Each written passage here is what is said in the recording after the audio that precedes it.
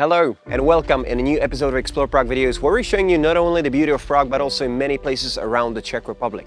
Today I decided to take you on a little day trip out of the city. A very popular town, a UNESCO site, a place which has two amazing stunning cathedrals and a very famous ossuary, Kutná Hora.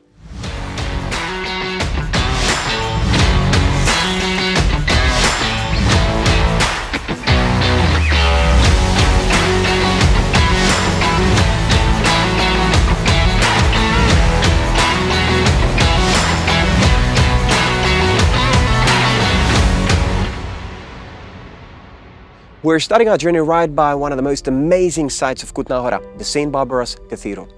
This Gothic cathedral from the end of 14th century was built for about 2 centuries and there were 5 different architects who worked on it over these years. What makes it amazing is that when you enter the cathedral, first of all you can find there 4 different types of Gothic style of architecture. You can also climb to the balcony of the cathedral, which gives you an incredible view over the flying buttresses, and when you'll be inside, keep in mind that what you're seeing is just a half of the desired size, because the second half was never finished.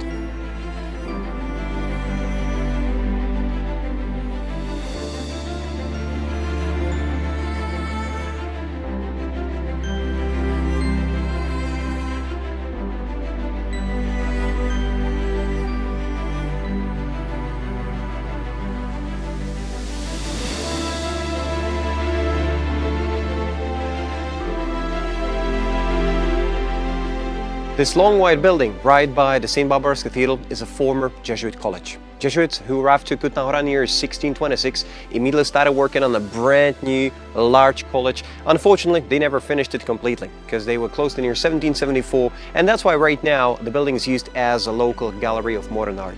Right by it, you can also find a lot of amazing Baroque sculptures which were done by the Jesuits, as the rumors say, who wanted to rival the Charles Bridge in Prague.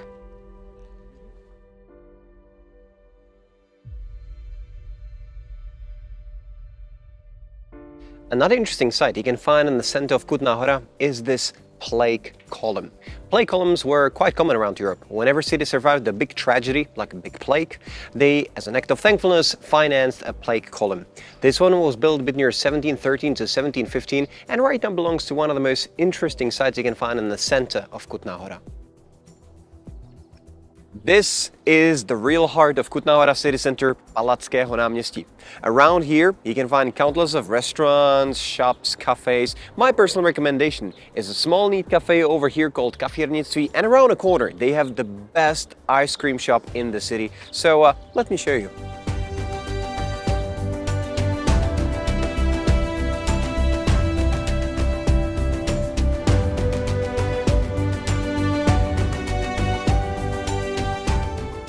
So this is always one of my favorite stops to stop at because their ice cream is really delicious. Now we have another interesting stop in front of us, which is the Italian court. So this way.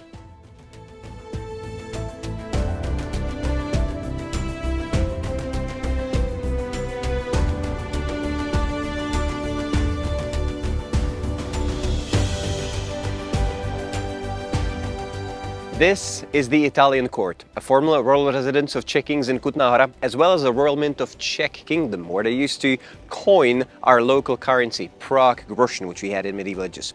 Nowadays, you can go on a tour throughout the whole palace. You can see some of the royal rooms, as well as a place where they used to coin the money. And overall, it's definitely a building worth visiting. Also, from the former city walls directly below the Italian court, you can enjoy a beautiful view towards the St. Barbaras Cathedral, Jesuit College, as well as a beautiful park down below.